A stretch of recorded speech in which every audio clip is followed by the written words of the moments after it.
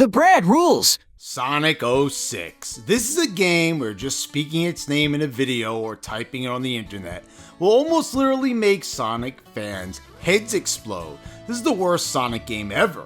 This is one of the worst games of all time. This game is completely broken. This game is a disaster. I remember playing this game for the first time back in late 2015 and fearing the worst. I had picked up a used copy for the Xbox 360 and was ready to finally bite the bullet and experience the worst Sonic game of all time.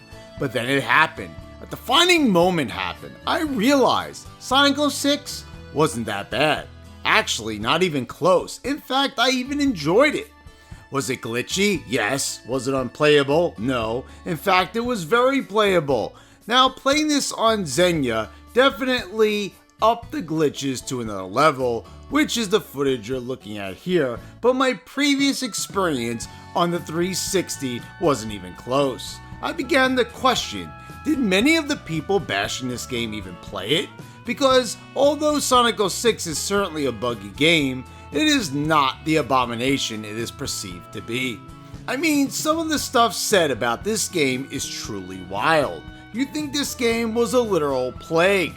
Well, it's not. It's got a lot of redeemable qualities. The occurrence of glitches isn't as frequent as everyone makes them out to be, and the game seems to never get any credit for its graphics. The character models look great. These are some really great designs for these characters, and coming off Shadow the Hedgehog, the characters don't look like they're made of plastic anymore, and instead look far more polished and far less synthetic. There are also redesigns, appearing taller and far more detailed, and of course, that's in part due to the next gen upgrade. To me, I like the way these characters look even more than in Sonic Frontiers. The stages look spectacular and are designed very well. The gameplay is responsive and works well, and the OST is straight fire. While far from perfect, this game really has a lot of positive qualities that seem to get outweighed by the technical issues and hiccups from many people's perspectives. But it's exaggerated. Very exaggerated. The number of times a technical issue will occur is extremely minimal compared to the amount of times the game works properly. Calling the game broken is an outright lie. To me, this is one of those games where people like to take its flaws and really inflate them to the point where Sonic 06 becomes almost like an urban legend. The game exists, you can play it, you can see for yourself that it's nowhere as bad as it's said to be. When I played the game, I was both pleasantly surprised and disappointed at the same time, because I was glad that it was actually a mostly positive experience, but I was somewhat looking forward to experiencing the unplayable and disastrous glitch fest that was hyped up for so many years. It's like the idea of Sonic 06 is what's reviled, rather than the actual game itself. But at this point, the game is already lost in the realm of hatred due to the seemingly endless stream of vitriol lobbed at it. So why am I so fond of Sonic 06 that I'd actually go out of my way to make a video on it? Well, I really do feel like this game genuinely deserves praise, and it deserves a lot of credit for what it tried to do and what is accomplished. I have a lot of fun playing this game, and if you give it a chance, you'll probably be surprised just how good of a time you'll have. And despite all the jokes people make, like saying it's only fun to mess around with the glitches, trust me, there's an entire game here to enjoy, and it's a pretty lengthy one to boot. To me, this is Sonic Adventure 3, the game that people are always clamoring for. And if it wasn't for the soft reboot premise, this game would have been just that. And mentally, I do treat it as if it were Sonic Adventure 3, because it is designed as if it were that very game with multiple playable characters, the return of a hub world that was absent in Adventure 2, and the dazzling cutscenes make it a worthy successor. It's funny to me that despite the plot holes in Adventure 2's story, 06 always seems to get the critical thrashing of a lifetime. This story is very layered, and it actually is 3 stories combined it into one, because we have Sonic, Shadow, and Silver all having their own unique campaigns, and each individual story ties into the overall story, which results in a ton more moving parts to worry about. The story is massive and epic, and it gets knocked for its very out there elements because 06 dared to go outside the bounds of where the series never went before. Having 2 gods that transcend time and are unbeatable without killing them simultaneously in the past, present, and future is an amazingly creative idea, and the execution of the idea isn't bad at all, and the plot is always kept interesting. I love how Mephiles and Eggman are causing trouble at every turn, and Silver is duped into being an antagonist just like Knuckles in Sonic 3. So there's plenty going on in this story, and there's tons of twists and turns. Like Sonic fucking dying. Yes, he actually does. And Mephiles actually gets to be the villain to do him in. But of course, he's revived, and the Chaos Emeralds are used to resurrect him. I'm sorry, but this is pretty epic, and I know a lot of people shit on this moment, but seeing a scene where the hero is killed in shocking fashion isn't exactly something to turn your nose up at. I mean, holy shit!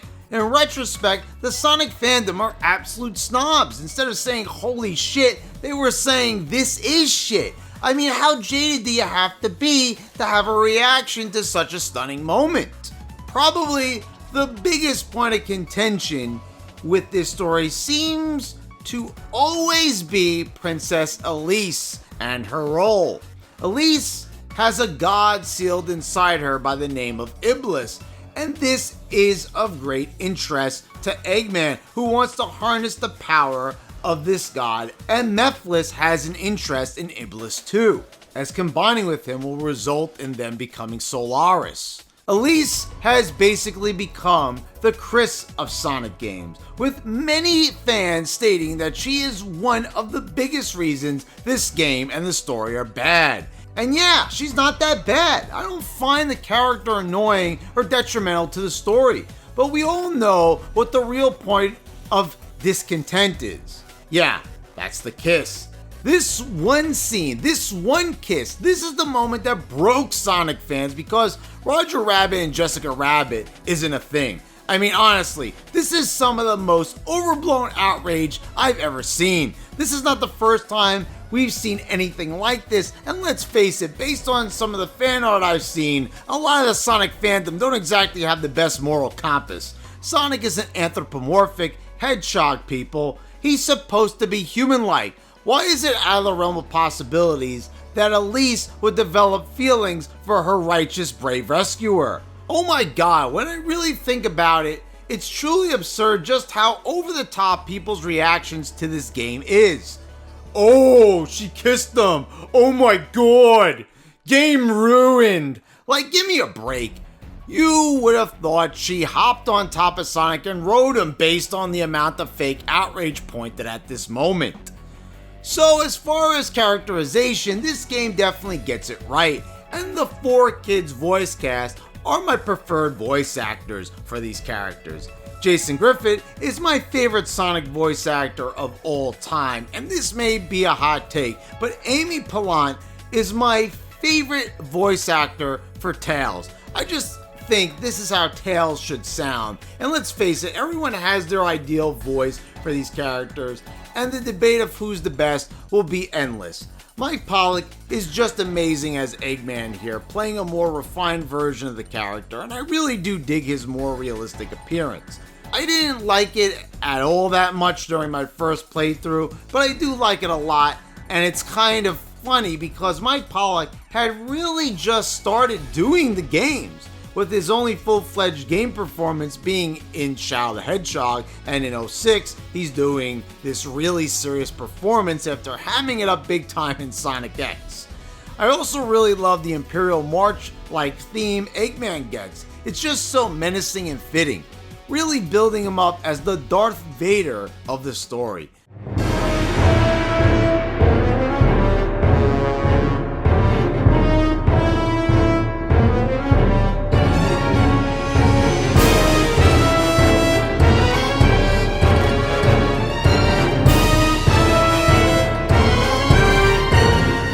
Come to think of it, there's really not a lot of jokes in this game, and there's definitely a serious tone throughout, and these performances certainly do that tone justice.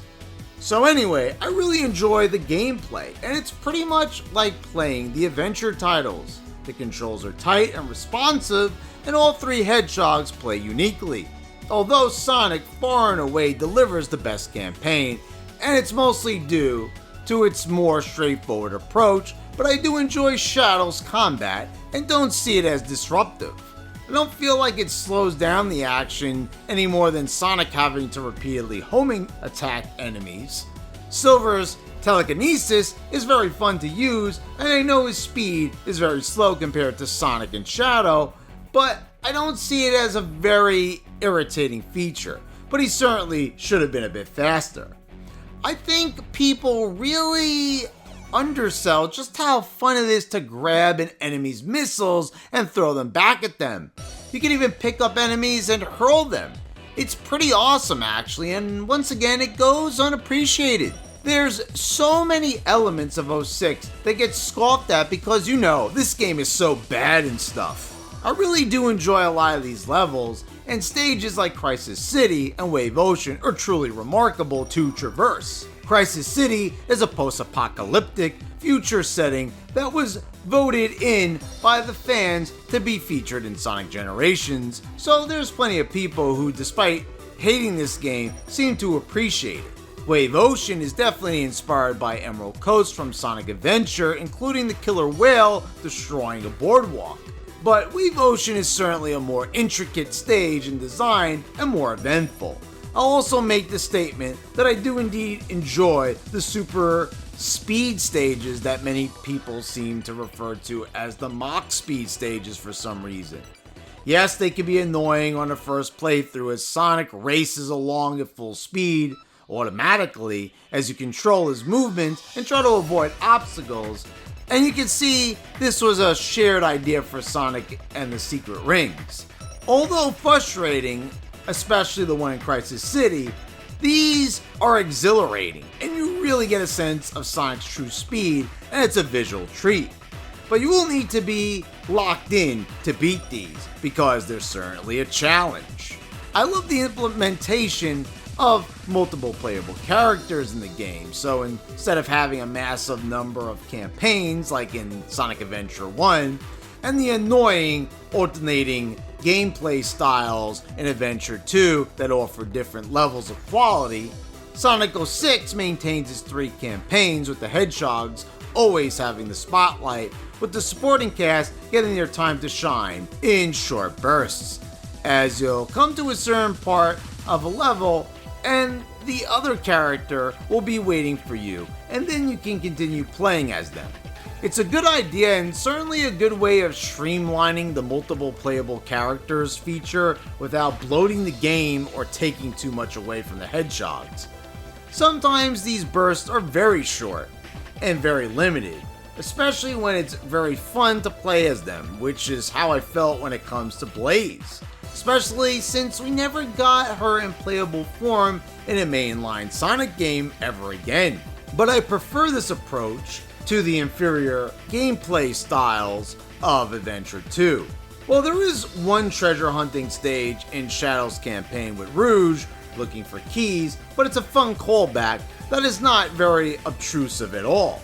And just when they struck a decent way of dealing with how to use the supporting cast in playable form, they ditched this concept all the way until the final Horizon came out, all because fans and journo goofballs complained that Sonic had too many friends. Funny enough, in Dusty Desert, I actually nailed Silver's ball puzzle on my first try. Yeah, no kidding. This is a nightmare for most players. But during my first playthrough, I grew frustrated and did the famous glitch where you use a box to levitate on and phase through the door leading to the goal. But this time I actually did it. And I learned that the trick here is to let the ball go. Don't go crazy whacking it, let it roll, and when it stops or is near the boxes, give it a whack and you'll make it just fine. Just follow what I'm doing and you'll be surprised just how easy this puzzle is. I was shocked. Also, going back to the finale, End of the World is a tough son of a bitch, and I swear you're not beating this on your first try. You'll play with each member of the supporting cast, with the exception of Blaze, sadly, because she sacrifices herself in Silver's campaign, as they race to collect the Chaos Emeralds to revive Sonic, and I really do enjoy this, with each stage taking advantage of each character's abilities. Silver's section is a nightmare, and these portals will take you by surprise. But I love how the world is falling apart, and as time passes, the world starts getting this weird tint, and the portal's pull gets more aggressive. It's just a really cool aesthetic. Combine this with the final boss battle, and you have one hell of an astounding conclusion. One of my favorite features is the hub world. Soliana is just such a majestic and quite sizable town. Obviously inspired by Venice, and it's fun to just walk around and talk to these realistic looking human characters. And the way they move their arms and bodies is just charming, even though it's goofy looking. I mean, look at this shop owner. His mouth flaps are utterly insane. Some of them offer you town missions, and these can be really fun, like this madman who makes you guess the number of boxes, playing tag with these kids, this bastard who thinks he's really clever making you go looking for 100 rings, but he's hiding the 100th ring in his pocket. But come on, we all know full well what the single best town mission in the entire game is. Perhaps the greatest overall moment in Sonic 06. Maybe the greatest moment in the entire Sonic the Hedgehog series. Nay, the single most defining moment of the entirety of Sonic's existence. And that is the race against the legendary Sonic Man. This is a guy who dresses up like Sonic, unconvincingly, mind you, and somehow, some way doesn't believe Sonic is the real Sonic at first until you whoop his ass in a race. Then he disappears in shame. I like to think that this guy was such an admirer and fan of Sonic that he descended into madness and actually thought he was Sonic until he bumped into the Genuine article and was forced to come to terms with reality.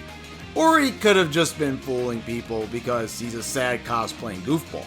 Overall, when it comes to the hub world, it's just relaxing and therapeutic to stroll around and take in all the sights as the soothing music plays.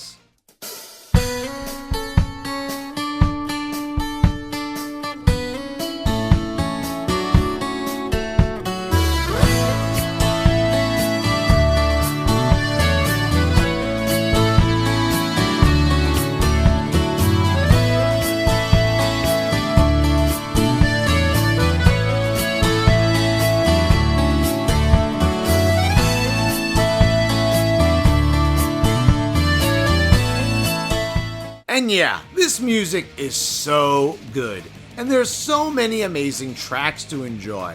I love the 2 vibe-inducing tracks you get in Aquatic Bass.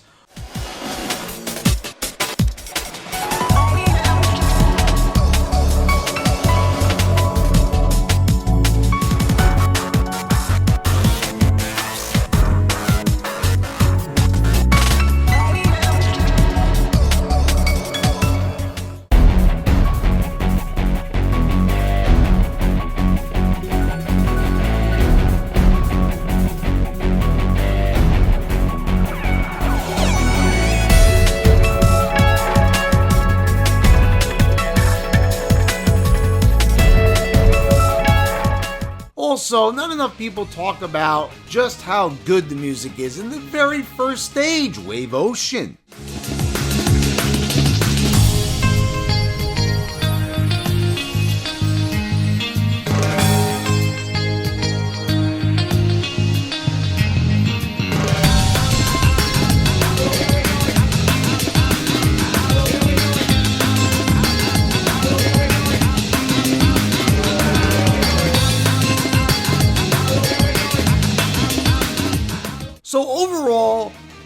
Sonic 06 is actually quite a game. Although it has its issues, I definitely think that much of what is said about it is unwarranted. This is not a broken mess of a game. In fact, compared to many games that are released today, it functions better and is more complete than many of those day one patch rush jobs that constantly flood the market. It's funny how a game like Sonic 06 gets so much flack, and I honestly believe many of the people who dunk on it haven't even touched the game because they view it as a meme. I would suggest that these people play the game, give it a chance, and see if that take still holds true. I get that watching others exploit the glitches in the game gives people the reasonable expectation that this is a bad game, but it's important to realize that these people know how to make the game glitch out and are supposedly doing it for entertainment purposes. And onlookers instantly believe that Sonic 06 is nothing but a glitch-filled dumpster fire because, hey, look at all these glitches. But in reality, there's an entire game that is overall fully playable and functional, and in many cases, very well functioning. So it's sad to see the game get so much hate, when in fact it deserves a lot of praise. It's an ambitious entry in the series that is well designed, has a complex thread story, and it looks pretty damn good. I would wholeheartedly recommend you play it and experience it through your own eyes. So guys, let me know what you think in the comments down below. Have you ever played Sonic 06? And if you have, do you agree with me? Do you think that the game deserves a lot of respect and admiration? Because as you can clearly see, I do. And if you think the game is a horrible mess, let me know in the comments down below. Let me have it, guys. And please subscribe if you haven't already. Click the bells to get all the notifications when I post all my new videos. I want to thank all my subscribers for your continued support. And thank you all for watching. I'll see you next time.